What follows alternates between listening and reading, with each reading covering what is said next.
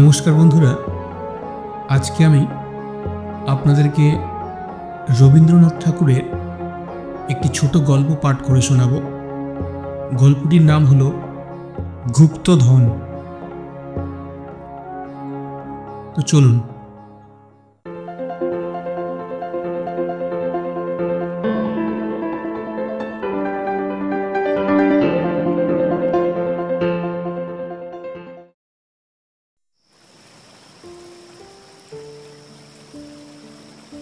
অমাবস্যার নিশীথ রাত্রি। মৃত্যুঞ্জয় তান্ত্রিক মতে তাহাদের বহুকালের গৃহদেবতা জয়কালীর পূজায় বসিয়াছে। পূজা সমাধা করিয়া যখন উঠিল, তখন নিকটস্থ আমবাগান হইতে প্রত্যুষের প্রথম কাক ডাকিল। মৃত্যুঞ্জয় পশ্চাতে ফিরিয়া চাহিয়া দেখিল, মন্দিরের দ্বার রুদ্ধ রইয়াছে। তখন সে একবার দেবীর চরণতলে মস্তক ঠেকাইয়া তাহার আসন সরাইয়া দিল। সে আসনের নিচে হইতে একটি কাঁঠাল কাঠের বাক্স বাহির হইল। পইতায় চাবি বাঁধা ছিল। সেই চাবি লাগাইয়া মৃত্যুঞ্জয় বাক্সটি খুলিল।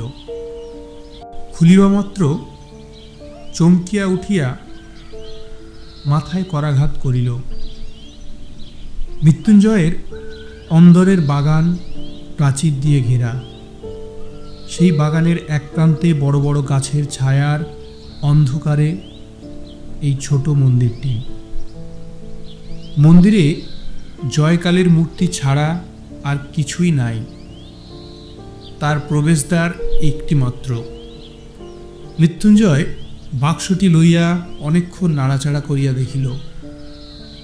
মৃত্যুঞ্জয় বাক্সটি খুলিবার পূর্বে তাহার বন্ধই ছিল, কেহ তাহা ভাঙে নাই।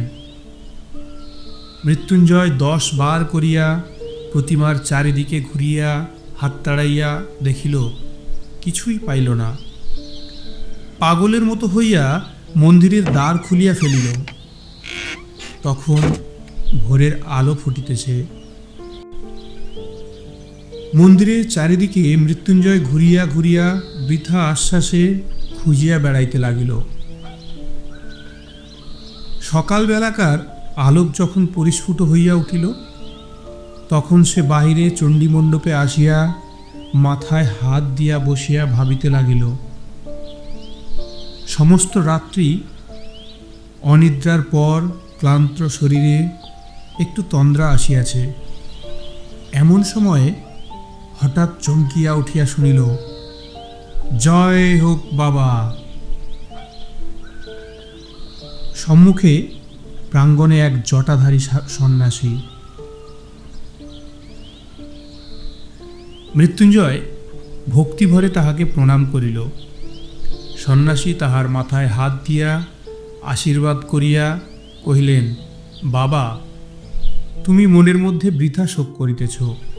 শুনিয়া মৃত্যুঞ্জয় আশ্চর্য হইয়া উঠিল। কহিল, আপনি অন্তর্যামী, নহিলে আমার শোক কেমন করিয়া বুঝিলেন? আমি তো কাহাকেও কিছু বলি নাই। সন্ন্যাসী কহিলেন, বৎস, আমি বলিতেছি, তোমার যাহা হারাইয়াছে সেই জন্য তুমি আনন্দ করো, শোক করিও না। মৃত্যুঞ্জয় তাহার 2 পা জড়াইয়া ধরিয়া কহিল, আপনি তো তবে সমস্তই জানিয়াছেন।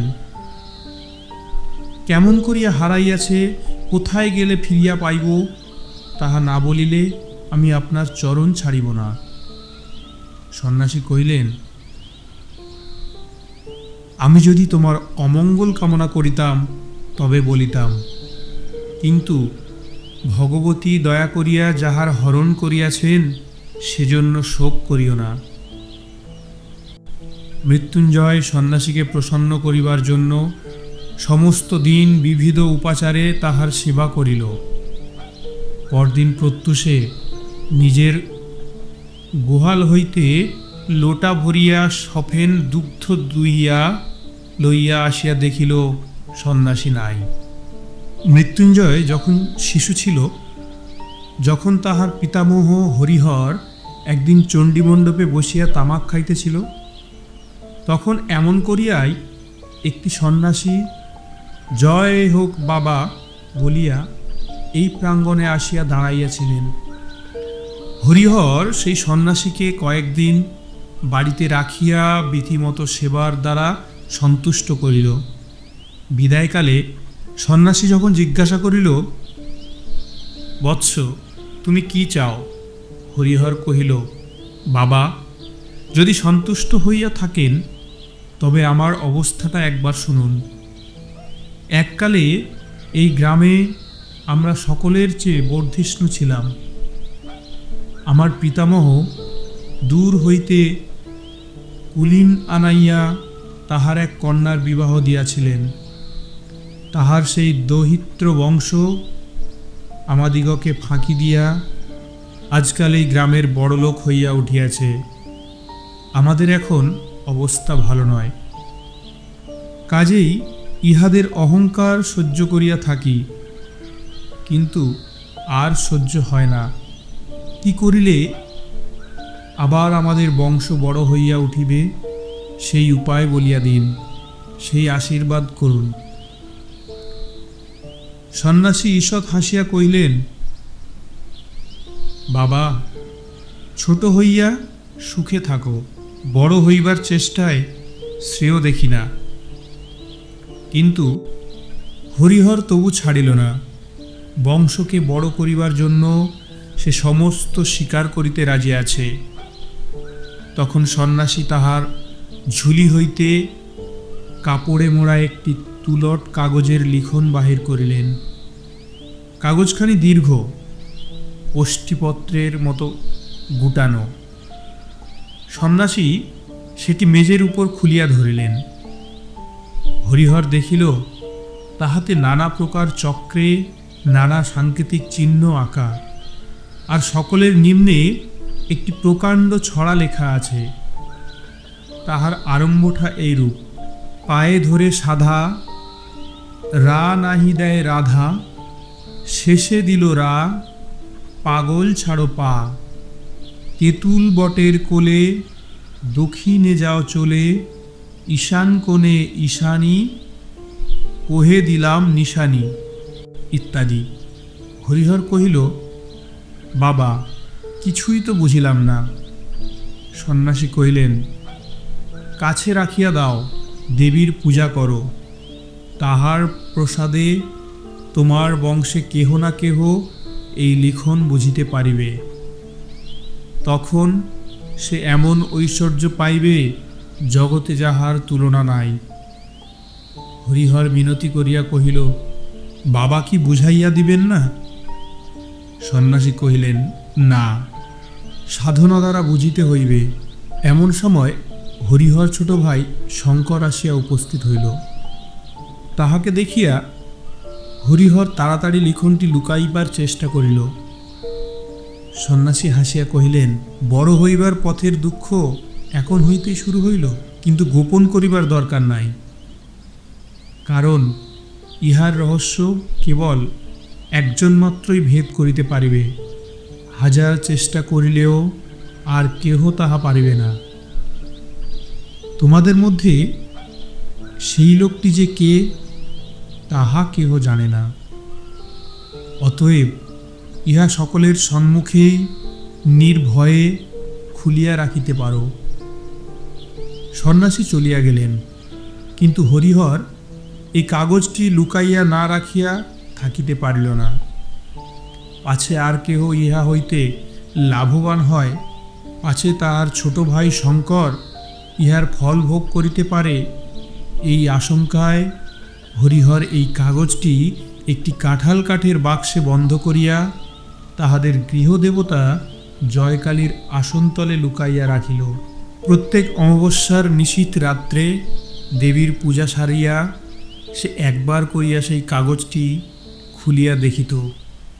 যদি দেবী প্রসন্ন হইয়া তাহাকে অর্থ বুঝিবার শক্তি দেন। শঙ্কর কিছুদিন হইতে হরিহরকে মিনতি করিতে লাগিল, দাদা, আমাকে সেই কাগজটা একবার ভালো করিয়া দেখিতে দাও না। হরিহর কহিল, দূর পাগল, সে কাগজ কি আছে? বেটা ভণ্ড সন্ন্যাসী কাগজে কতগুলো হিজিবিজি কাটিয়া আমাকে ফাঁকি দিয়া গেল, আমি সে পুড়াইয়া ফেলিয়াছি। শঙ্কর চুপ করিয়া রহিল। হঠাৎ একদিন শঙ্করকে ঘরে দেখিতে পাওয়া গেল না। তাহার পর হইতে সে নিরুদ্দেশ। হরিহরের অন্য সমস্ত কাজকর্ম নষ্ট হইল, গুপ্ত ঐশ্বর্যের ধ্যান এক মুহূর্ত সে ছাড়িতে পারিল না। মৃত্যুকাল উপস্থিত হইলে সে তাহার বড় ছেলে শ্যামাপদকে এই সন্ন্যাসী দত্ত কাগজখানি দিয়া গেল। এই কাগজ পাইয়া শ্যামাপদ চাকরি ছাড়িয়া দিল। জয়কালীর পূজায় আর একান্ত মনে এই লিখন পাঠের চর্চায় তার জীবনটা যে কোনো দিক দিয়া কাটিয়া গেল তাহা বুঝিতে পারিল না। মৃত্যুঞ্জয় শ্যামাপদর বড় ছেলে। পিতার মৃত্যুর পর সে এই সন্ন্যাসী দত্ত গুপ্ত লিখনের অধিকারী হইয়াছে। তাহার অবস্থা উত্তরোত্তর যতই হীন হইয়া আসিতে লাগিল, ততই অধিকতর আগ্রহের সহিত ওই কাগজখানি প্রতি তাহার সমস্ত চিত্ত নিবিষ্ট হইল। এমন সময় গত অমাবস্যার রাত্রে পূজার পর লিখনখানি আর দেখিতে পাইল না। সন্ন্যাসীও কোথায় অন্তর্ধান করিল। মৃত্যুঞ্জয় কহিল, এই সন্ন্যাসীকে ছাড়া হইবে না, সমস্ত সন্ধান ইহার কাজ হইতেই মিলিবে। এই বলিয়া সে ঘর ছাড়িয়া সন্ন্যাসীকে খুঁজিতে বাহির হইল। 1 বৎসর পথে পথে কাটিয়া গেল। গ্রামের নাম ধারাগোল। সেখানে মৃত্যুঞ্জয় মুদির দোকানে বসিয়া তামাক খাইতেছিল আর অন্যমনস্ক হইয়া নানা কথা ভাবিতেছিল। কিছু দূরে মাঠের ধার দিয়া একজন সন্ন্যাসী চলিয়া গেল। প্রথমটা মৃত্যুঞ্জয়ের মনোযোগ আকৃষ্ট হইল না। একটু পরে হঠাৎ তাহার মনে হইল যে লোকটা চলিয়া গেল, এই তো সেই সন্ন্যাসী। তাড়াতাড়ি হুকাটি রাখিয়া মুদিকে সচকিত করিয়া এক দৌড়ে সে দোকান হইতে বাহির হইয়া গেল। কিন্তু সে সন্ন্যাসীকে দেখা গেল না। তখন সন্ধ্যা, অন্ধকার হইয়া আসিয়াছে। অপরিচিত স্থানে কোথায় যে সন্ন্যাসীর সন্ধান করিতে যাইবে তাহা সে ঠিক করিতে পারিল না। দোকানে ফিরিয়া আসিয়া মুদিকে জিজ্ঞাসা করিল, ওই যে মস্ত বন দেখা যাইতেছে, ওখানে কি আছে? মুদি কহিল, এককালে ওই বন শহর ছিল, কিন্তু অগস্ত্য মুনির শাপে ওখানকার রাজা প্রজা সমস্তই মড়কে মরিয়াছে। লোকে বলে ওখানে অনেক ধনরত্ন আজও খুঁজিলে পাওয়া যায়, কিন্তু দিন দুপুরেও ওই বনে সাহস করিয়া কেহ যাইতে পারে না। যে গেছে সে আর ফেরে নাই। মৃত্যুঞ্জয়ের মন চঞ্চল হইয়া উঠিল। সমস্ত রাত্রি মুদির দোকানে মাদুরের উপর পড়িয়া মশার জ্বালায় সর্বাঙ্গ চাপড়াইতে লাগিল। আর ওই বনের কথা, সন্ন্যাসীর কথা, সেই হারানো লিখনের কথা ভাবিতে থাকিল। বারবার পড়িয়া সেই লিখনটি মৃত্যুঞ্জয়ের প্রায় কণ্ঠস্থ হইয়া গিয়াছিল।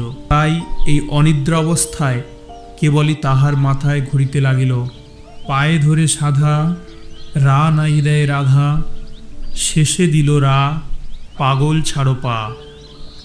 মাথা গরম হইয়া উঠিল। কোনো মতেই এই কটা ছত্র সে মন হইতে দূর করিতে পারিল না। অবশেষে ভোরের বেলায় যখন তাহার তন্দ্রা আসিল, তখন স্বপ্নে এই 4 ছত্রের অর্থ অতি সহজে তাহার নিকট প্রকাশ হইল। রা নাহি দেয় রাধা, অতএব রাধার রা না থাকিলে ধা রহিল। সমস্ত দিন বনের মধ্যে ফিরিয়া সন্ধ্যাবেলায় বহু কষ্টে পথ খুঁজিয়া অনাহারে মৃতপ্রায় অবস্থায় মৃত্যুঞ্জয় গ্রামে ফিরিল। পরদিন চাদরে চিঁড়া বাঁধিয়া পুনর্বার সে বনের মধ্যে যাত্রা করিল। অপরাহ্নে একটা দিঘির ধারে আসিয়া উপস্থিত হইল। দিঘির মাঝখানটা পরিষ্কার জল, আর পাড়ের গায়ে গায়ে চারিদিকে পদ্ম আর কুমুদের বন, পাথরে বাঁধানো ঘাট ভাঙিয়া চুরিয়া পড়িয়াছে। সেইখানে জলে চিড়া ভিজাইয়া খাইয়া দিঘির চারিদিক প্রদক্ষিণ করিয়া দেখিতে লাগিল। দিঘির পশ্চিম পাড়ের প্রান্তে হঠাৎ মৃত্যুঞ্জয় থমকিয়া দাঁড়াইল। দেখিল একটা তেঁতুল গাছকে বেষ্টন করিয়া প্রকাণ্ড বটগাছ উঠিয়াছে। তৎক্ষণাৎ তাহার মনে পড়িল, তেঁতুল বটের কোলে দক্ষিণে যাও চলে। দক্ষিণে কিছু দূর যাইতেই ঘন জঙ্গলের মধ্যে আসিয়া পড়িল। সেখানে সে বেতঝাড় ভেদ করিয়া চলা একেবারে অসাধ্য। যাহা হোক, মৃত্যুঞ্জয় ঠিক করিল এই গাছটাকে কোনো মতে হারাইলে চলিবে না। এই গাছের কাছে ফিরিয়া আসিবার সময় গাছের অন্তরাল দিয়া অনতি দূরে একটা মন্দিরের চূড়া দেখা গেল। সেই দিকের প্রতি লক্ষ্য করিয়া মৃত্যুঞ্জয় একটা ভাঙা মন্দিরের কাছে আসিয়া উপস্থিত হইল। দেখিল নিকটে একটা চুল্লি, পোড়া কাঠ আর ছাই পড়িয়া আছে। অতি সাবধানে মৃত্যুঞ্জয় ভগ্ন দ্বার মন্দিরের মধ্যে উঁকি মারিল। সেখানে কোনো লোক নাই, প্রতিমা নাই, কেবল একটি কম্বল, কমণ্ডুল আর গেরুয়া উত্তরীয় পড়িয়া আছে। তখন সন্ধ্যা আসন্ন হইয়া আসিয়াছে। গ্রাম বহু দূরে। অন্ধকার বনের মধ্যে পথ সন্ধান করিয়া যাইতে পারিবে কিনা তাই এই মন্দিরের মনুষ্য বসতির লক্ষণ দেখিয়া মৃত্যুঞ্জয় খুশি হইল। মন্দির হইতে একটি বৃহৎ প্রস্তরখণ্ড ভাঙিয়া দ্বারের কাছে পড়িয়াছিল। সেই পাথরের উপর বসিয়া নতশিরে ভাবিতে ভাবিতে মৃত্যুঞ্জয় হঠাৎ পাথরের গায়ে কি যেন লেখা দেখতে পাইল। ঝুঁকিয়া পড়িয়া দেখিল একটি চক্র আঁকা। তাহার মধ্যে কতক স্পষ্ট, কতক লুপ্তপ্রায় ভাবে নিম্নলিখিত সাংকেতিক অক্ষর লেখা আছে। এই চক্রটি মৃত্যুঞ্জয়ের সুপরিচিত। কত অমাবস্যার রাত্রে পূজাগৃহে সুগন্ধ ধূপের ধূমে ভীত দীপালোকে তুলট কাগজে অঙ্কিত এই চক্রচিহ্নের উপর ঝুঁকিয়া পড়িয়া রহস্য ভেদ করিবার জন্য একাগ্র মনে সে দেবীর প্রসাদ যাঞ্চা করিয়াছে। আজ অভীষ্ট সিদ্ধির অত্যন্ত সন্নিকটে আসিয়া তাহার সর্বাঙ্গ যেন কাঁপিতে লাগিল। পাছে তীরে আসিয়া তরি ডোবে, পাছে সামান্য একটা ভুল তাহার সমস্ত নষ্ট হইয়া যায়, পাছে সেই সন্ন্যাসী পূর্বে আসিয়া সমস্ত উদ্ধার করিয়া লইয়া গিয়া থাকে। এই আশঙ্কায় তাহার বুকের মধ্যে তোলপাড় করিতে লাগিল। এখন যে তাহার কি কর্তব্য তাহা সে ভাবিয়া পাইল না। তাহার মনে হইল সে হয়তো তাহার ঐশ্বর্য ভাণ্ডারের ঠিক উপরেই বসিয়া আছে, অথচ কিছুই জানিতে পাইতেছে না। বসিয়া বসিয়া সে কালী নাম জপ করিতে লাগিল। সন্ধ্যার অন্ধকার নিবিড় হইয়া আসিল। ঝিল্লির ধ্বনিতে বনভূমি মুখর হইয়া উঠিল। এমন সময় কিছু দূর ঘন বনের মধ্যে অগ্নির দীপ্তি দেখা গেল। মৃত্যুঞ্জয় তাহার প্রস্তরাসন ছাড়িয়া উঠিয়া পড়িল আর সেই শিখা লক্ষ্য করিয়া চলিতে লাগিল। বহু কষ্টে কিছু দূর গিয়া একটা অশ্বত্থ গাছের গুঁড়ির অন্তরাল হইতে স্পষ্ট দেখিতে পাইল তাহার সেই পরিচিত সন্ন্যাসী অগ্নির আলোকে সেই তুলটের লিখন মেলিয়া একটা কাঠি দিয়া ছাইয়ের উপরে এক মনে অঙ্ক কষিতেছে। মৃত্যুঞ্জয়ের ঘরের সেই পৈতৃক তুলটের লিখন। আরে ভণ্ড চোর! এই জন্যেই সেই মৃত্যুঞ্জয়কে শোক করিতে নিষেধ করিয়াছিল বটে। সন্ন্যাসী একবার করিয়া অঙ্ক কষিতেছে আর একটা মাপকাঠি লইয়া জমি মাপিতেছে। কিয়দ্দূর মাপিয়া হতাশ হইয়া ঘাড় নাড়াইয়া পুনর্বার আসিয়া অঙ্ক কষিতেছে। আবার অঙ্ক কষিতে প্রবৃত্ত হইতেছে। এমনি করিয়া রাত্রি যখন অবসান প্রায়, যখন নিশান্তের শীতবায়ুতে বনস্পতির অগ্রশাখার পল্লবগুলি মর্মরিত হইয়া উঠিল, তখন সন্ন্যাসী সেই লেখনপত্র গুটাইয়া লইয়া চলিয়া গেল। মৃত্যুঞ্জয় কি করিবে ভাবিয়া পাইল না। ইহা সে নিশ্চয় বুঝিতে পারিল যে সন্ন্যাসীর সাহায্য ব্যতীত এই লিখনের রহস্যভেদ করা তাহার সাধ্য হইবে না। লুব্ধ সন্ন্যাসী যে মৃত্যুঞ্জয়কে সাহায্য করিবে না তাহাও নিশ্চিত। অতএব গোপনে সন্ন্যাসীর প্রতি দৃষ্টি ছাড়া অন্য উপায় নাই। কিন্তু দিনের বেলায় গ্রামে না গেলে তাহার আহার মিলিবে না। অতএব অন্তত কাল সকালে একবার গ্রামে যাওয়া আবশ্যক। ভোরের দিকে অন্ধকার একটু ফিকা হইবা মাত্র সে গাছ হইতে নামিয়া পড়িল। যেখানে সন্ন্যাসী ছায়ের মধ্যে আঁক কষিতেছিল সেখানে ভালো করিয়া দেখিল, কিছুই বুঝিল না। চতুর্দিকে ঘুরিয়া দেখিল, অন্য বনখণ্ডের সঙ্গে কোনো প্রভেদ। অন্ধকার ক্রমে যখন ক্ষীণ হইয়া আসিল, তখন মৃত্যুঞ্জয় অতি সাবধানে চারিদিক দেখিতে দেখিতে গ্রামের উদ্দেশ্যে চলিল। তাহার ভয় ছিল পাছে সন্ন্যাসী তাকে দেখিতে না পায়। যে দোকানে মৃত্যুঞ্জয় আশ্রয় গ্রহণ করিয়াছিল তাহার নিকটে একটি কায়স্থ গৃহিণী ব্রত উদযাপন করিয়া সেদিন ব্রাহ্মণ ভোজন করাইতে প্রবৃত্ত ছিল। সেইখানে আজ মৃত্যুঞ্জয়ের আহার জুটিয়া গেল। কয়দিন আহারের কষ্টের পর আজ তাহার ভোজনটি গুরুতর হইয়া উঠিল। সেই গুরুভোজনের পর যেমন তামাকটি খাইয়া দোকানের মাদুরটিতে একবার গড়াইয়া লইবার ইচ্ছা করিল, অমনি গতরাত্রির অনিদ্রাকাতর মৃত্যুঞ্জয় ঘুমে আচ্ছন্ন হইয়া পড়িল। মৃত্যুঞ্জয় স্থির করিয়াছিল আজ সকাল সকাল আহারাদি করিয়া যথেষ্ট বেলা থাকিতে বাহির হইবে। ঠিক তাহার উল্টা হইল। যখন তাহার নিদ্রাভঙ্গ হইল তখন সূর্য অস্ত গিয়াছে, তবু মৃত্যুঞ্জয় দমিল না। অন্ধকারেই বনের মধ্যে সে প্রবেশ করিল। দেখিতে দেখিতে রাত্রি ঘনীভূত হইয়া আসিল। গাছের ছায়ার মধ্যে দৃষ্টি আর চলে না। জঙ্গলের মধ্যে পথ অবরুদ্ধ হইয়া যায়। মৃত্যুঞ্জয় যে কোন দিকে কোথায় যাইতেছে তাহা কিছু ঠাহর পাইল না। রাত্রি যখন অবসান হইল তখন দেখিল সমস্ত রাত্রি সে বনের প্রান্তে একই জায়গায় ঘুরিয়া ঘুরিয়া বেড়াইয়াছে। কাকের দল কা কা শব্দে গ্রামের দিকে উড়িল। এই শব্দ মৃত্যুঞ্জয়ের কানে ব্যঙ্গপূর্ণ ধিক্কার বাক্যের মতো শোনাইল। গণনায় বারংবার ভুল, আর সেই ভুল সংশোধন করিতে করিতে অবশেষে সন্ন্যাসী সুড়ঙ্গের পথ আবিষ্কার করিয়াছেন। সুড়ঙ্গের মধ্যে মশাল লইয়া তিনি প্রবেশ করিলেন।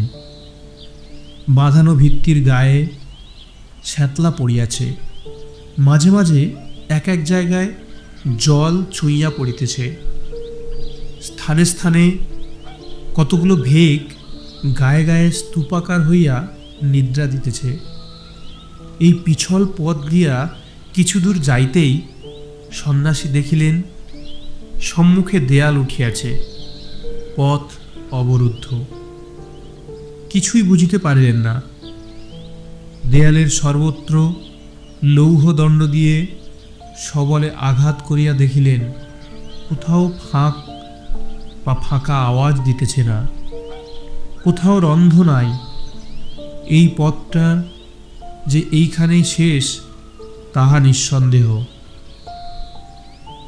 আবার সেই কাগজ খুলিয়া মাথায় হাত দিয়া বসিয়া ভাবিতে লাগিলেন। সে রাত্রি এমন করিয়া কাটিয়া গেল। পরদিন পুনর্বার গণনা সারিয়া সুড়ঙ্গে প্রবেশ করিলেন।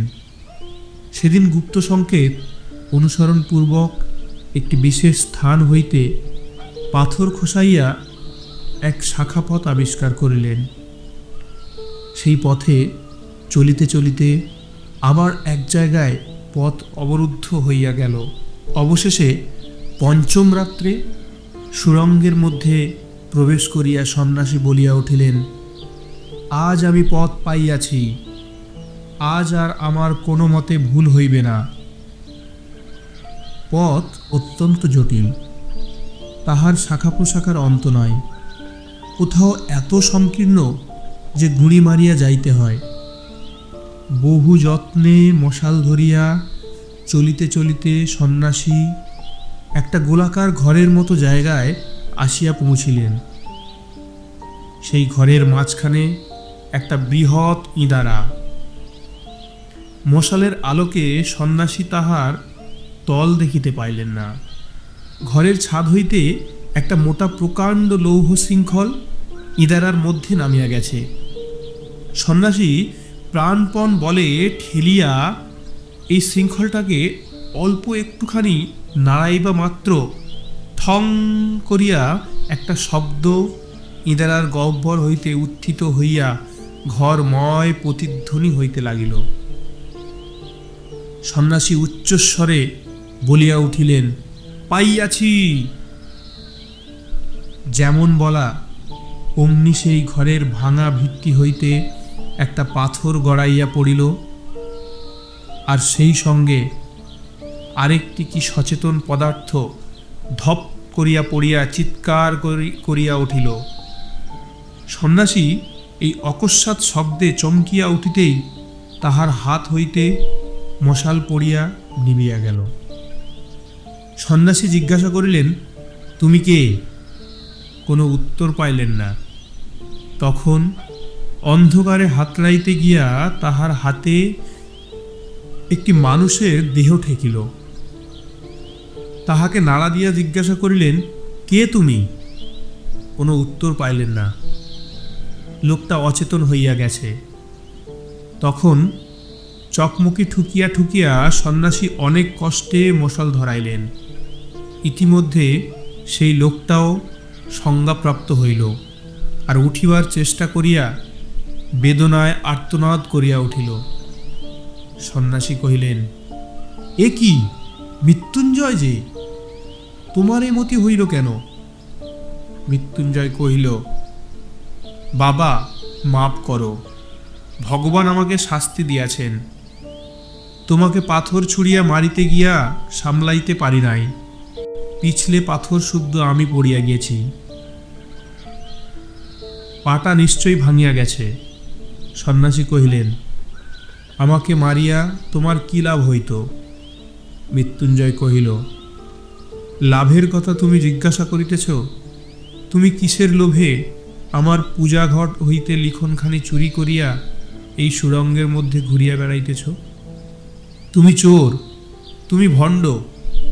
আমার পিতামহকে যে সন্ন্যাসী ওই লিখনখানি দিয়াছিলেন, তিনি বলিয়াছিলেন, আমাদেরই বংশের কেহ এই লিখন সংকেত বুঝিতে পারিবে। এই গুপ্ত ঐশ্বর্য আমাদের বংশেরই প্রাপ্য। তাই আমি একদিন না খাইয়া না ঘুমাইয়া ছায়ার মতো তোমার পশ্চাতে ফিরিয়াছি। আজ যখন তুমি বলিয়া উঠিলে পাইয়াছি, তখন আমি আর থাকতে পারলাম না। আমি তোমার পশ্চাতে আসিয়া ওই গর্তটার ভিতরে লুকাইয়া বসিয়াছিলাম। ওখান হইতে একটা পাথর খসাইয়া তোমাকে মারিতে গেলাম, কিন্তু শরীর দুর্বল, জায়গাটা অত্যন্ত পিছল, তাই পড়িয়া গেছি। এখন তুমি আমাকে মারিয়া ফেলো, সেও ভালো, আমি যক্ষ হইয়া এই ধন আগলাইব, কিন্তু তুমি ইহা লইতে পারিবে না, কোনো মতেই না। যদি লইতে চেষ্টা করো, আমি ব্রাহ্মণ, তোমাকে অভিশাপ দিয়া এই কূপের মধ্যে ঝাঁপ দিয়া পড়িয়া আত্মহত্যা করিব। এ ধন তোমার ব্রহ্মরক্ত গোরক্ত তুল্য হইবে। এ ধন তুমি কোনোদিন সুখে ভোগ করিতে পারিবে না। আমাদের পিতামহ এই ধনের উপর সমস্ত মন রাখিয়া মরিয়াছেন।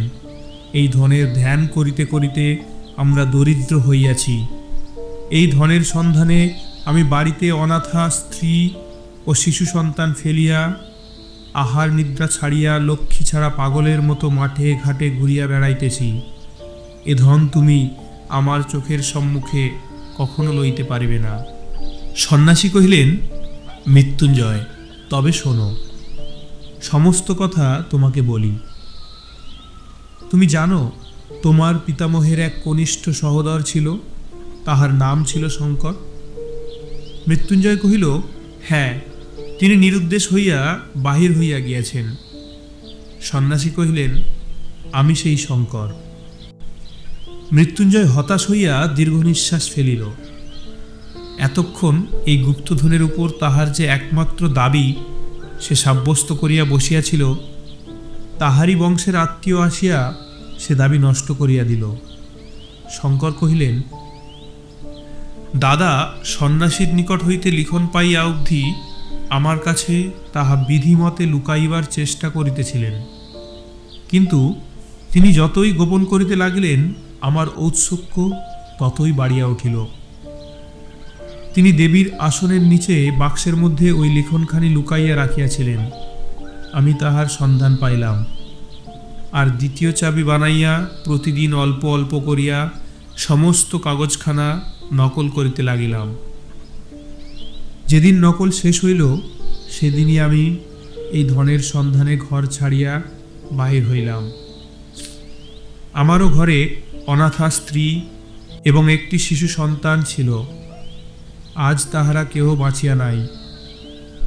কত দেশ দেশান্তরে ভ্রমণ করিয়াছি, তাহা বিস্তারিত বর্ণনার প্রয়োজন নাই। সন্ন্যাসী দত্ত এই লিখনে নিশ্চয়ই কোনো সন্ন্যাসী আমাকে বুঝাইয়া দিতে পারিবেন, এই মনে করিয়া অনেক সন্ন্যাসীর আমি সেবা করিয়াছি। অনেক ভণ্ড সন্ন্যাসী আমার ওই কাগজের সন্ধান পাইয়া তাহা হরণ করিবারও চেষ্টা করিয়াছে। এইরূপে কত বৎসরের পর বৎসর কাটিয়াছে। আমার মনে এক মুহূর্তের জন্য সুখ ছিল না, শান্তি ছিল না। অবশেষে পূর্বজন্মার্জিত পুণ্যের বলে কুমায়ুন পর্বতের বাবা স্বরূপানন্দ স্বামীর সঙ্গ পাইলাম। তিনি আমাকে কহিলেন, বাবা, তৃষ্ণা দূর করো, তাহা হইলেই বিশ্বব্যাপী অক্ষয় সম্পদ আপনি তোমাকে ধরা দিবে। তিনি আমার মনের দাহ জুড়াইয়া দিলেন। তাহার প্রাসাদে আকাশের আলোক আর ধরণীর শ্যামলতা আমার কাছে রাজ সম্পদ হইয়া উঠিল। একদিন পর্বতের শিলাতলে শীতের সায়াহ্নে পরমহংস বাবার ধুনিতে আগুন জ্বলিতেছিল। সেই আগুনে আমার কাগজখানা সমর্পণ করিলাম। বাবা ঈষৎ একটু হাসিলেন। সে হাসির অর্থ তখন বুঝি নাই, আজ বুঝিয়াছি। তিনি নিশ্চয়ই মনে মনে বলিয়াছিলেন, কাগজখানা ছাই করিয়া ফেলা সহজ, কিন্তু বাসনা এত সহজে ভস্মসাৎ হয় না। কাগজখানার যখন কোনো চিহ্ন রইল না, তখন আমার মনের চারিদিক হইতে একটা নাগপাশ বন্ধন যেন সম্পূর্ণরূপে খুলিয়া গেল। মুক্তির অপূর্ব আনন্দে আমার চিত্ত পরিপূর্ণ হইয়া উঠিল। আমি মনে করিলাম, এখন হইতে আমার আর কোনো ভয় নাই, আমি জগতে কিছু চাই না। ইহার অনতিকাল পরে পরমহংস বাবার সঙ্গ হইতে চুক্ত হইলাম। তাহাকে অনেক খুঁজিলাম, কোথাও তাহার দেখা পাইলাম না। আমি তখন সন্ন্যাসী হইয়া নিরাসক্ত চিত্তে ঘুরিয়া বেড়াইতে লাগিলাম। অনেক বৎসর কাটিয়া গেল, সেই লিখনের কথা প্রায় ভুলিয়াই গেলাম। এমন সময় একদিন এই ধারাগোল বনের মধ্যে প্রবেশ করিয়া একটি ভাঙা মন্দিরের মধ্যে আশ্রয় লইলাম। দু একদিন থাকিতে থাকিতে দেখিলাম মন্দিরের ভিতে স্থানে স্থানে নানা প্রকার চিহ্ন আঁকা আছে। এই চিহ্নগুলি আমার পূর্ব পরিচিত। এককালে বহুদিন যাহার সন্ধানে ফিরিয়াছিলাম, তাহার যে নাগাল পাওয়া যাইতেছে তাহাতে আমার সন্দেহ রহিল না। আমি কহিলাম, এখানে আর থাকা হইবে না, এবং ছাড়িয়া চলিলাম। কিন্তু ছাড়িয়া যাওয়া ঘটিল না। মনে হইল, দেখাই যাক না কি আছে। কৌতূহল একেবারে নিবৃত্ত করিয়া যাওয়াই ভালো। চিহ্নগুলো লইয়া অনেক আলোচনা করিলাম, কোনো ফল হইল না। বারবার মনে হইতে লাগিল, কেন সে কাগজখানা পুড়াইয়া ফেলিলাম, সেখানা রহিলে বা কি ক্ষতি ছিল। তখন আবার আমার সেই জন্মগ্রামে গেলাম। আমাদের পৈতৃক ভিটার নিতান্ত দুরবস্থা দেখিয়া মনে করিলাম, আমি সন্ন্যাসী, আমার ধনরত্নের কোনো প্রয়োজন নাই, কিন্তু এই গরিবরা তো গৃহী, সেই গুপ্ত সম্পদ ইহাদের জন্য উদ্ধার করিয়া দিলে তাহাতে দোষ নাই। সেই লিখন কোথায় আছে জানিতাম, তাহা সংগ্রহ করা আমার পক্ষে কিছুমাত্র কঠিন হইল না। তাহার পর 1 বৎসর ধরিয়া এই কাগজখানা লইয়া এই নির্জন বনের মধ্যে গণনা করিয়াছি আর সন্ধান করিয়াছি। মনে আর কোনো চিন্তা ছিল না। যত বরংবার বাধা পাইতে লাগিলাম, ততই উত্তরোত্তর আগ্রহ আরও বাড়িয়া চলিল। উন্মত্তের মতো অহরাত্র এই এক অধ্যবসায় নিবিষ্ট রহিলাম। ইতিমধ্যে কখন তুমি আমার অনুসরণ করিতেছ তাহা জানিতে পারি নাই। আমি সহজ অবস্থায় থাকিলে তুমি কখনোই নিজেকে আমার কাছে গোপন রাখিতে পারিতে না, কিন্তু আমি তন্ময় হইয়াছিলাম। বাহিরের ঘটনা আমার দৃষ্টি আকর্ষণ করিত না। তাহার পরে যাহা খুঁজিতেছিলাম, আজ এইমাত্র তাহা আবিষ্কার করিয়াছি। এখানে যাহা আছে, পৃথিবীতে কোনো রাজেশ্বরের ভাণ্ডারেও এত ধন নাই। আর একটিমাত্র সংকেত ভেদ করিলেই সেই ধন পাওয়া যাইবে। এই সংকেতটি সর্বাপেক্ষা দুরূহ, কিন্তু এই সংকেতও আমি মনে মনে ভেদ করিয়াছি, সেই জন্যই পাইয়াছি বলিয়া মনের উল্লাসে চিৎকার করিয়া উঠিয়াছিলাম। যদি ইচ্ছা করি তবে আর 1 দণ্ডের মধ্যে সেই স্বর্ণমাণিক্যের ভাণ্ডারের মাঝখানে গিয়া দাঁড়াইতে পারি। মৃত্যুঞ্জয় শঙ্করের পা জড়াইয়া ধরিয়া কহিল, তুমি সন্ন্যাসী, তোমার তো ধনের কোনো প্রয়োজন নাই। আমাকে সেই ভাণ্ডারের মধ্যে লইয়া যাও, আমাকে বঞ্চিত করো না। শঙ্কর কহিলেন, আজ আমার শেষ বন্ধন মুক্ত হইয়াছে। তুমি ওই যে পাথর ফেলিয়া আমাকে মারিবার জন্য উদ্যত হইয়াছিলে, তাহার আঘাত আমার শরীরে লাগে নাই, কিন্তু তাহা আমার মোহবরণকে ভেদ করিয়াছে। তৃষ্ণার করাল মূর্তি আজ আমি দেখিলাম। আমার গুরু পরমহংসদেবের নিগুড় প্রশান্ত হাস্য এতদিন পরে আমার অন্তরের কল্যাণ দ্বীপে অনির্বাণ আলোক শিখা জ্বালাইয়া তুলিল। মৃত্যুঞ্জয় শঙ্করের পা ধরিয়া পুনরায় কাতর স্বরে কহিল, তুমি মুক্ত পুরুষ, আমি মুক্ত নহি। আমি মুক্তি চাহি না। আমাকে এই ঐশ্বর্য হইতে বঞ্চিত করিতে পারিবে না। সন্ন্যাসী কহিলেন, বৎস, তবে তুমি তোমার এই লিখনটি লও। যদি ধন খুঁজিয়া লইতে পারো তবে লইও। এই বলিয়া তাহার যষ্টি ও লিখনপত্র মৃত্যুঞ্জয়ের কাছে রাখিয়া সন্ন্যাসী চলিয়া গেলেন। মৃত্যুঞ্জয় কহিল, আমাকে দয়া করো, আমাকে ফেলিয়া যাইও না, আমাকে দেখাইয়া দাও। কোনো উত্তর পাইল না। তখন মৃত্যুঞ্জয় যষ্টির উপর ভর করিয়া হাতড়াইয়া সুরঙ্গ হইতে বাহির হইবার চেষ্টা করিল, কিন্তু পথ অত্যন্ত জটিল। গোলকধাঁধার মতো বারবার বাধা পাইতে লাগিল। অবশেষে ঘুরিয়া ঘুরিয়া ক্লান্ত হইয়া এক জায়গায় শুইয়া পড়িল এবং নিদ্রা আসিতে বিলম্ব হইল না। ঘুম হইতে যখন জাগিল, তখন রাত্রি কি দিন কি কত বেলা তাহা জানিবার কোনো উপায় ছিল না। অত্যন্ত ক্ষুধা বোধ হইলে মৃত্যুঞ্জয় চাদরের প্রান্ত হইতে চিড়া খুলিয়া লইয়া খাইল। তাহার পর আর একবার হাতড়াইয়া সুরঙ্গ হইতে বাহির হইবার পথ খুঁজিতে লাগিল। নানা স্থানে বাধা পাইয়া বসিয়া পড়িল। তখন চিৎকার করিয়া ডাকিল, ওগো সন্ন্যাসী, তুমি কোথায়?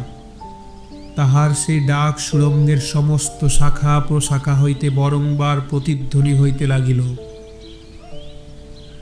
অনতিদূর হইতে উত্তর আসিল, আমি তোমার নিকটেই আছি, কি চাও বলো। মৃত্যুঞ্জয় কাতর স্বরে কহিল, কোথায় ধন আছে আমাকে দয়া করিয়া দেখাইয়া দাও। তখন আর কোনো সাড়া পাওয়া গেল না। মৃত্যুঞ্জয় বারংবার ডাকিল, কোনো সাড়া পাইল না। দণ্ডপ্রহরের দ্বারা অবিভক্ত এই ভূতলগত চিররাত্রির মধ্যে মৃত্যুঞ্জয় আর একবার ঘুমাইয়া লইল। ঘুম হইতে আবার সেই অন্ধকারের মধ্যে জাগিয়া উঠিল, চিৎকার করিয়া ডাকিল, ওগো আছো কি? নিকট হইতে উত্তর পাইল, এইখানেই আছি, কি চাও? মৃত্যুঞ্জয় কহিল, আমি আর কিছুই চাই না, আমাকে এই সুড়ঙ্গ হইতে উদ্ধার করিয়া লইয়া যাও। সন্ন্যাসী জিজ্ঞাসা করিলেন, তুমি ধন চাও না? মৃত্যুঞ্জয় কহিল, না, চাহি না। তখন চকমকির ঠোকর শব্দ উঠিল এবং কিছুক্ষণ পর আলো জ্বলিল। সন্ন্যাসী কহিলেন, তবে এসো মৃত্যুঞ্জয়, এই সুড়ঙ্গ হইতে বাহিরে যাই। মৃত্যুঞ্জয় কাতর স্বরে কহিল, বাবা, নিতান্তই কি সমস্ত ব্যর্থ হইবে? এত কষ্টের পরেও ধন কি পাইব না? তৎক্ষণাৎ মশাল নিবিয়া গেল। মৃত্যুঞ্জয় কহিল, কি নিষ্ঠুর! বলিয়া সেইখানে বসিয়া পড়িয়া ভাবিতে লাগিল, সময়ের কোনো পরিমাণ নাই, অন্ধকারের কোনো অন্ত নাই। মৃত্যুঞ্জয়ের ইচ্ছা করিতে লাগিল তাহার সমস্ত শরীর মনের বলে এই অন্ধকারটাকে ভাঙিয়া চূর্ণ করিয়া ফেলে। আলোক, আকাশ আর বিশ্বছবির বৈচিত্র্যের জন্য তাহার প্রাণ ব্যাকুল হইয়া উঠিল। কহিল, ওগো সন্ন্যাসী, ওগো নিষ্ঠুর সন্ন্যাসী, আমি ধন চাই না, আমাকে উদ্ধার করো। সন্ন্যাসী কহিলেন, ধন চাও না? তবে আমার হাত ধরো, আমার সঙ্গে চলো। এবারে আর আলো জ্বলিল না। এক হাতে যষ্টি ও এক হাতে সন্ন্যাসীর উত্তরীয় ধরিয়া মৃত্যুঞ্জয় ধীরে ধীরে চলিতে লাগিল। বহুক্ষণ ধরিয়া অনেক আঁকা বাঁকা পথ দিয়া অনেক ঘুরিয়া ফিরিয়া এক জায়গায় আসিয়া সন্ন্যাসী কহিলেন, দাঁড়াও। মৃত্যুঞ্জয় দাঁড়াইল। তাহার পরে একটা মরিচা পড়া লোহার দ্বার খোলার উৎকট শব্দ শোনা গেল।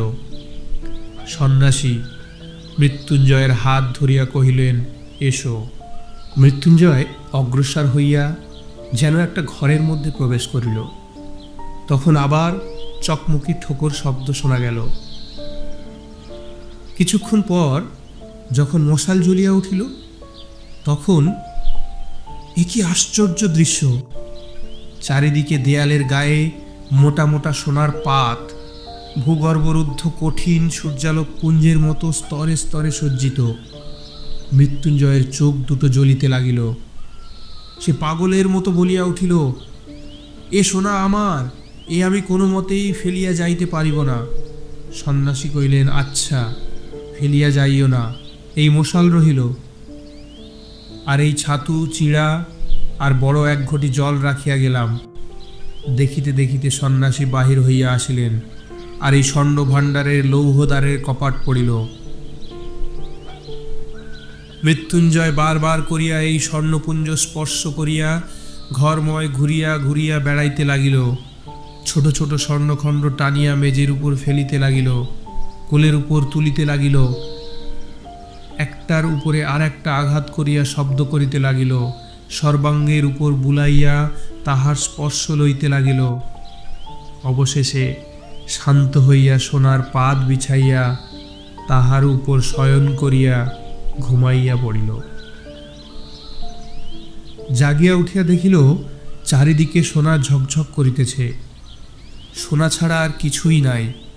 মৃত্যুঞ্জয় ভাবিতে লাগিল, পৃথিবীর উপরে হয়তো এতক্ষণে প্রভাত হইয়াছে, সমস্ত জীবজন্তু আনন্দে জাগিয়া উঠিয়াছে। তাহাদের বাড়িতে পুকুরের ধারের বাগান হইতে প্রভাতে যে একটি স্নিগ্ধ গন্ধ উঠিত, তাহাই কল্পনায় তাহার নাসিকায় যেন প্রবেশ করিতে লাগিল। সে যেন স্পষ্ট চোখে দেখিতে পাইল পাতিহাঁসগুলি দুলিতে দুলিতে কলরব করিতে করিতে সকালবেলায় পুকুরের জলের মধ্যে আসিয়া পড়িতেছে, আর তার বাড়ির ঝি বামা কোমরে কাপড় চড়াইয়া ঊর্ধ্বত্থিত দক্ষিণ হস্তের উপর এক রাশি পিতল কাঁসার থালা বাটি লইয়া ঘাটে আনিয়া উপস্থিত করিতেছে।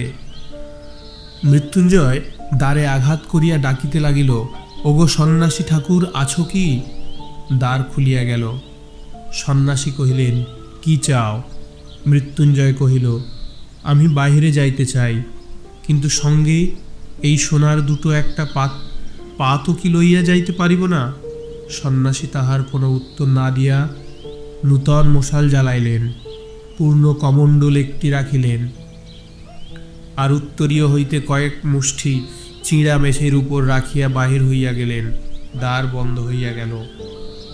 মৃত্যুঞ্জয় পাতলা একটা সোনার পাত লইয়া তাহা দোমড়াইয়া খণ্ড খণ্ড করিয়া ভাঙিয়া ফেলিলেন।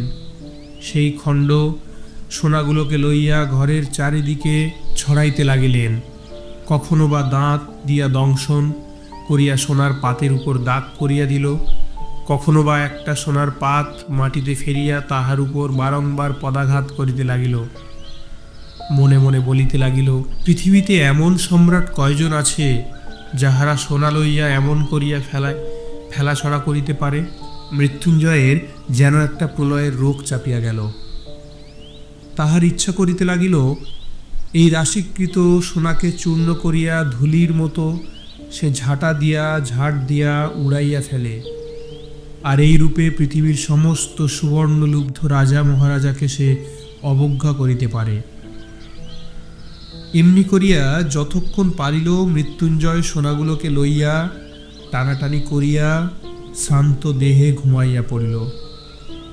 ঘুম হইতে উঠিয়া সে আবার তাহার চারিদিকে সেই সোনার স্তূপ দেখিতে লাগিল। সে তখন দ্বারে আঘাত করিয়া চিৎকার করিয়া বলিতে লাগিল, ওগো সন্ন্যাসী, আমি এ সোনা চাই না, সোনা চাই না। কিন্তু দ্বার খুলিল না। ডাকিতে ডাকিতে মৃত্যুঞ্জয়ের গলা ভাঙিয়া গেল, কিন্তু দ্বার খুলিল না। এক একটা সোনার পিণ্ড লইয়া দ্বারের উপর ছুড়িয়া মারিতে লাগিল, কোনো ফল হইল না। মৃত্যুঞ্জয়ের বুক দমিয়া গেল। তবে কি আর কি সন্ন্যাসী আসিবে না? এই স্বর্ণ কারাগারের মধ্যে তিলে তিলে পলে পলে শুকাইয়া মরিতে হইবে? তখন সোনাগুলোকে দেখিয়া তাহার আতঙ্ক হইতে লাগিল। বিভীষিকার নিস্তব্ধ কঠিন হাস্যের মতো ওই সোনার স্তূপ চারিদিকে স্থির হইয়া রহিয়াছে। তাহার মধ্যে স্পন্দন নাই, পরিবর্তন নাই। মৃত্যুঞ্জয়ের সে হৃদয় এখন কাঁপিতেছে, ব্যাকুল হইতেছে। তাহার সঙ্গে উহাদের কোনো সম্পর্ক নাই, বেদনার কোনো সম্বন্ধ নাই। এই সোনার পিণ্ডলগুলো আলোক চায় না, আকাশ চায় না, বাতাস চায় না, প্রাণ চায় না, মুক্তি চায় না। ইহারা এই চির অন্ধকারের মধ্যে চিরদিন উজ্জ্বল হইয়া, কঠিন হইয়া, স্থির হইয়া রহিয়াছে। পৃথিবীতে এখন কি গোধূলি আসিয়াছে? আহা, সেই গোধূলির স্বর্ণ, যে স্বর্ণ কেবল ক্ষণকালের জন্য চোখ জুড়াইয়া অন্ধকারের প্রান্তে কাঁদিয়া বিদায় লইয়া যায়। তাহার পরে কুটিরের প্রাঙ্গণ তলে সন্ধ্যা তারা এক দৃষ্টে চাহিয়া থাকে।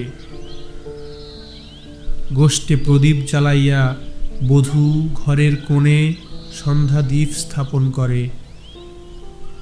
মন্দিরে আরতির ঘণ্টা বাজিয়া ওঠে।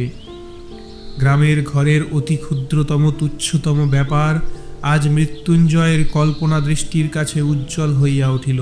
তাহাদের সেই যে ভোলা কুকুরটা লেজে মাথায় এক হইয়া উঠানের প্রান্তে সন্ধ্যার পর ঘুমাইতে থাকিত, সে কল্পনাও তাহাকে যেন ব্যথিত করিতে লাগিল।